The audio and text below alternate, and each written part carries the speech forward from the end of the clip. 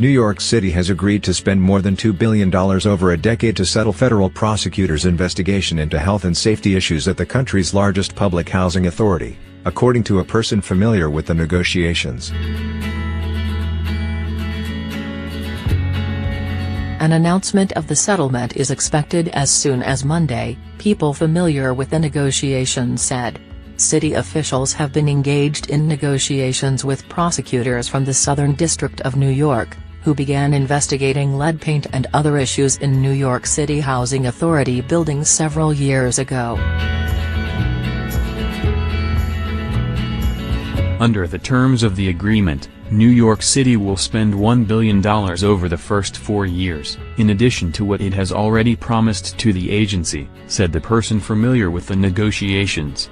For each of the following years over the 10-year term, the city will spend $200 million annually.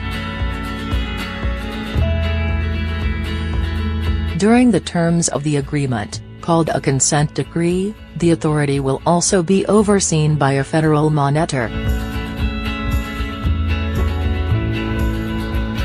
A City Hall spokesman declined to comment. New York's Public Housing Authority oversees the equivalent of a small city, with 176,000 apartment units across the 5 boroughs. Over the years, the agency has suffered as federal investment has failed to keep pace with needed repairs and local politicians have shied away from bringing in more private investment.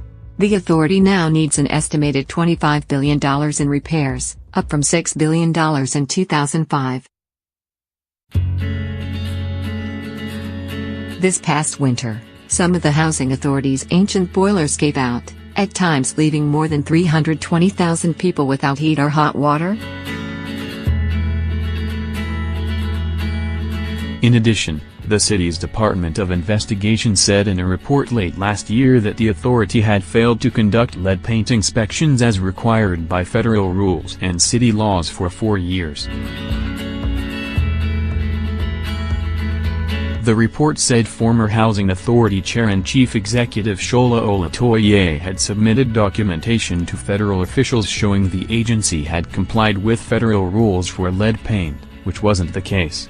Ms. Olatoye had said she verbally told the Federal Department of Housing and Urban Development officials about the lead paint lapses.